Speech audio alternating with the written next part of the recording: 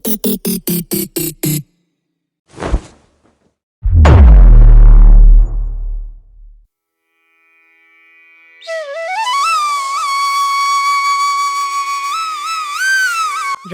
चौधरी जलेबी बेचने का काम करता था और उसकी जलेबी इतनी फेमस थी कि दूर दूर से लोग उसकी जलेबी खाने आते थे। वह अपने ग्राहकों से बिल्कुल दोस्तों जैसा व्यवहार करता था। अरे राजवीर भाई, आज तो फिर से बहुत भीड़ है। हाँ भाई, यह सब आपकी दुआओं का असर है। जरा सा इंतजार करिए, बस फिर आपके लिए एक प्लेट जलेबी तैयार करता हूँ। अरे भाई साहब, इनके यहाँ हमेशा ही भीड़ रहती है। इतनी लजीज जलेबी जो बनाते हैं। अरे चुप रहो विशाल, फालतू की तारीफ मत करो। अरे ये भीड़ बता रही है कि मेरी तारीफ फालतू है या नहीं। इतने में राजवीर के बेटे कृष्ण और अभय वहां आ गए। अभय ने देखा कि ग्राहक जलेबी के लिए चिल्ला रहे हैं तो वो गुस्से से उनको डांटने लगा। अरे इतना शोर क्यों मचा रखा है? थोड़ा शांति से खड़े रहो वरना भगा दूंगा सबको।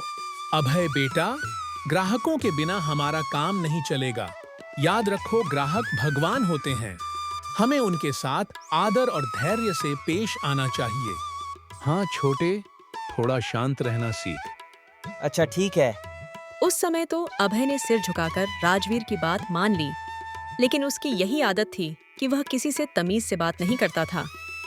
शाम को सब घर पहुंचे और कृष्ण ने अपनी पत्नी नैना को अभय की गुस्से वाली बात बताई।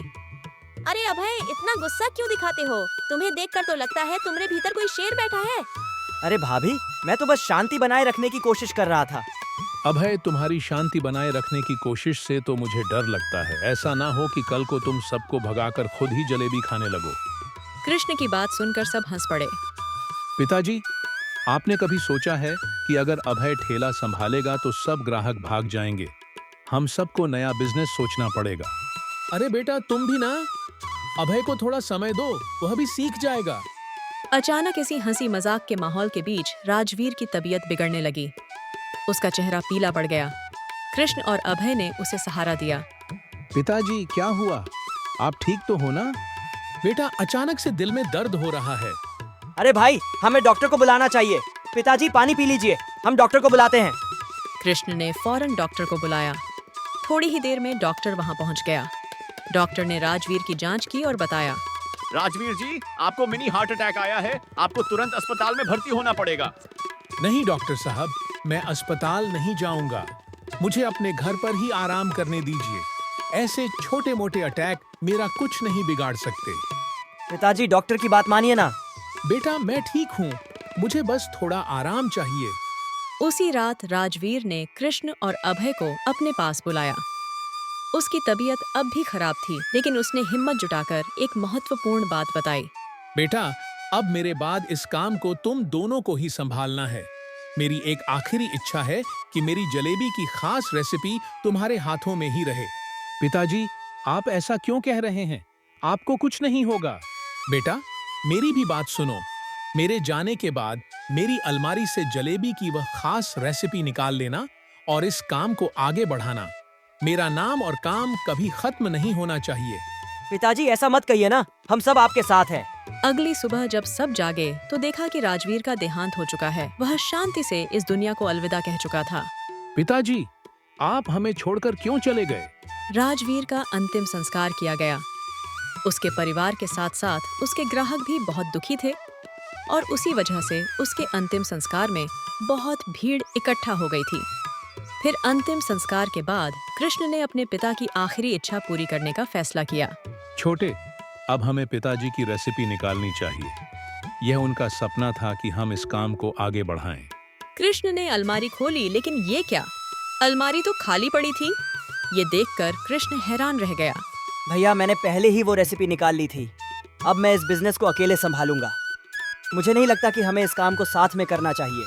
अभय, तुम यह क्या कह रहे हो? यह पिताजी का सपना था कि हम दोनों साथ मिलकर इस काम को आगे बढ़ाएं। ओ भैया, अब यह रेसिपी मेरी है, समझे? मैं इस बिजनेस को अकेले संभालूंगा और सारे पैसे भी अकेले ही कमाऊंगा। अभय, तुम बहुत बड़ी गलती कर रहे हो। पिताजी ने तुम दोनों को मिलकर ये काम करने को कहा था। मुझे किसी की सलाह की जरूरत नहीं है, समझे? अब मैं अपने तरीके से काम करूंगा। काफी बहस के बाद अभय ने कृष्ण को धक्का दिया और वहां से चला गया। उसने अलग रहना शुरू कर दिया और राजवीर की दुकान में ही जलेबी बेचने लगा। मेरे पास अपने पिता की असली रेसिपी है, आइए और जलेबी का असली स्वाद चखिए। लोग अभय और कृष्ण के बीच हुए इस झगड़े से हैरान थे। क्या तुमने सुना? अभय और कृष्ण के बीच झगड़ा हो गया है। हाँ, मैंने सुना। ये देखकर बड़ा दुख हुआ कि पिता के जाते ही दोनों भाइयों में दरार आ गई है। कृष्ण ने बिना रेसिपी के ही अपने पिता की इच्छा पूरी करने का फैसला किया और एक नई दुकान खोली। हालांकि उसके पास ग्राहक नहीं आ रहे थे क्योंकि असली रेसिपी तो अभय के पास थी।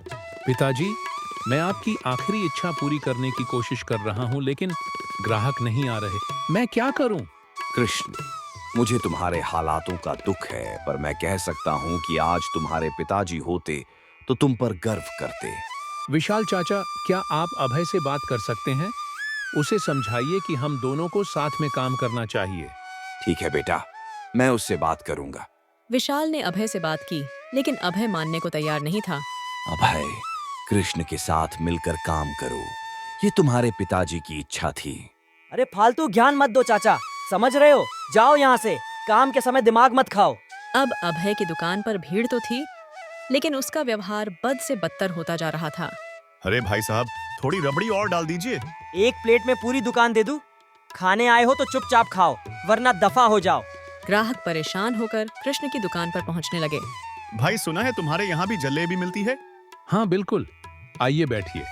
यहाँ आपको अच्छा खाना और अच्छी सेवा मिलेगी। अरे ये तो सेम वैसी ही जलेबी है। तुमने तो बिना रेसिपी के कमाल कर दिया। कृष्ण की दुकान पर अब भीड़ बढ़ने लगी। ग्राहक आने लगे और वह भी अपने पिता की रेसिपी के बिना ही जलेबी का स्वाद अच्छा बनाने में सफल हो गया। आप सब आराम से बैठिए और किसी को कोई दिक्कत हो तो मुझे बताइए। कृष्ण भाई, तुमने आज राजवीर चाचा की याद दिला दी। बता रहा हूँ, वो भी अपने ग्राहकों का ऐसे ही ख्याल रखते थे। और तुम्हारी जलेबी तो फिर है ही स्वादिष्ट। कृष्ण ने मुस्कुराकर ग्राहकों का धन्यवाद दिया। उसकी दुकान पर अब भीड़ बढ़ने लगी और ग्राहकों की संख्या में लगातार इजाफा होने लगा। धन्यवाद भाइयों, यह सब आपके प्यार और समर्थन की वजह से ही संभव हो पाया है। नहीं कृष्ण भैया, यह तुम्हारी मेहनत और अच्छे व्यवहार का फल है। इस बीच अभय की दुकान पर ग्राहकों की संख्या कम होती चली गई। अरे तुम सब खुद को समझते क्या हो हैं? मुझे कोई फर्क नहीं पड़ता कि तुम मेरी दुकान पर आओ या ना आओ। चलो भागो यहाँ से। अरे ओ अभय, हम यहाँ जलेबी खाने आए हैं, गालियाँ सुनने नहीं। अरे मुझे तुम्हारी कोई परवाह नहीं है, चलो जाओ जहाँ जाना है तुम्हें। अभय की दुकान अब लगभग खाली हो चुकी थी और कृष्ण की दुकान पर पहले से भी ज्यादा भीड़ थी। ग्राहक अब समझ चुके थे कि राजवीर के असली गुण और उनकी विरासत कृष्ण में ही थी। पर तभी अभय कृष्ण से लड़ने पहुंच गया। कृष्ण, तुमने मेरी रेसिपी चुरा ली है और मेरे ग्राहकों को अपनी तरफ खींच लिया है। यह सब तुम्हारी चाल है। अभय, मैंने तुम्हारी रेसिपी नहीं चुराई। मैंने कभी पिताजी की रेसिपी देखी तक नहीं। लेकिन एक बात बताऊं, जिस अलमारी में यह रेसिपी रखी थी, उसी में एक और लेटर भी रखा था, पर शायद तुमने उसे पढ़ना जरूरी नहीं समझा। लेटर? कैसा लेटर? क्या है उस लेटर में? उस लेटर में लिखा था, मुझे उम्मीद है कि तुम लोगों को यह खास जलेबी की रेसिपी मिल गई होगी, पर सच्चाई यह है कि इस जलेबी की रेसिपी में कुछ भी खास नहीं है। यह हर दूसरी आम जलेबी जैसी ही है, लेकिन खास पता है क्या है? खास हमारा प्यार है, खास हमारी एकता है और हमारा दूसरों के प्रति व्यवहार है। इसलिए तुम दोनों भाई हमेशा मिलजुल कर रहना और दूसरों के साथ प्यार से पेश आना। भगवान ने चाहा तो तुम मुझसे भी ज्यादा तरक्की करोगे। कृष्ण सही कह रहा है।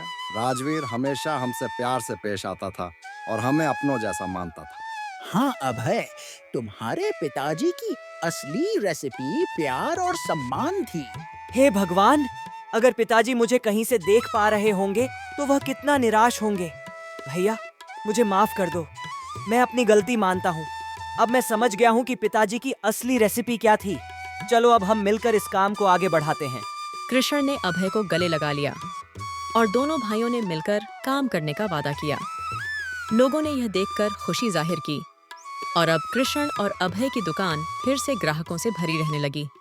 राजवीर की असली रेसिपी प्यार और सम्मान ने दोनों भाइयों को एक साथ ला दिया और उनका बिजनेस फिर से फलने फूलने लगा।